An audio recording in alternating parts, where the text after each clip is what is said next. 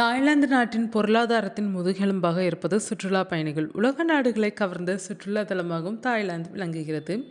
இதையடுத்து தாய்லாந்துக்கு பயணம் மேற்கொள்ளும் வெளிநாட்டு சுற்றுலா பயணிகளின் எண்ணிக்கை நாளுக்கு நாள் அதிகரித்து வருகிறது. ஒவ்வொரு ஆண்டும் மில்லியன் கணக்கான பார்வையாளர்களை ஈர்க்கிறது.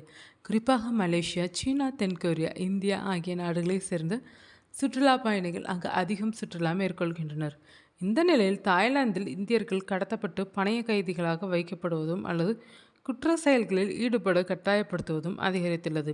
கடந்த ஜூலை 21 தாய்லாந்துக்கு சுற்றுலா சென்ற 3 இந்தியர்கள் பேங்காக்கில் தரையிறங்கினர். அங்கு அவர்கள் கடத்தப்பட்டு பட்டாயாவில் உள்ள ஒரு சாதாரண இடத்திற்கு அழைத்துச் செல்லப்பட்டு பணைய தொகைக்காக சித்திரவதை செய்யப்பட்டுள்ளனர். ஒரு வாரம் முழுவதும் அவர்கள் அந்த துன்பத்தை அனுபவித்த பிறகு தாய்லாந்து காவல்துறையினர் அந்த மறைவிடத்தில் திடீர் சோதனை நடத்தி அவர்களை மீட்டனர்.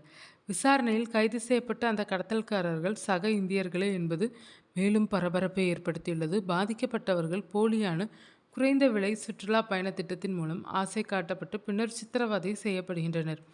இந்தியாவில் உள்ள தங்கள் குடும்பத்தினரிடம் இருந்து பணைய தொகை கோருமாறு அவர்கள் சித்திரவதைக்குள்ளாக்கப்படுகின்றனர்.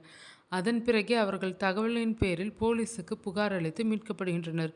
இதில் பாதிக்கப்பட்டவர்கள் பணைய கைதிகளாக பிடிக்கப்பட்டோ அல்லது அவர்களின் விருப்பத்திற்கு மாறாக குற்ற செயல்களில் ஈடுபட கட்டாயப்படுத்தப்பட்டோ வருகின்றனர்.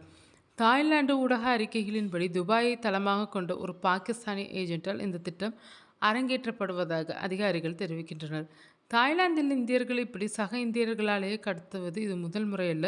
கடந்த மார்ச் மாதம் இணைய வழி மோசடி மையங்களுக்கு இந்திய குடிமக்களை கடத்துவதில் முக்கிய பங்காற்றியதாக கூறப்பட்ட மும்பையைச் சேர்ந்த சுனில் நல்லத் ராமகிருஷ்ணன் என்ற கிரிஷ் என்பவர் சிஐடியால் கைது செய்யப்பட்டிருந்தார். கடந்த ஆண்டு மியான்மர் எல்லையோர மோசடி மையங்களில் இருந்து 283 பேரும், நடப்பு ஜனவரியில் இதேபோன்ற ஒரு நடவடிக்கையில் ஆந்திராவை சேர்ந்த 120 பேரும் மீட்கப்பட்டு தாயகம் அழைத்து வரப்பட்டிருந்தனர்.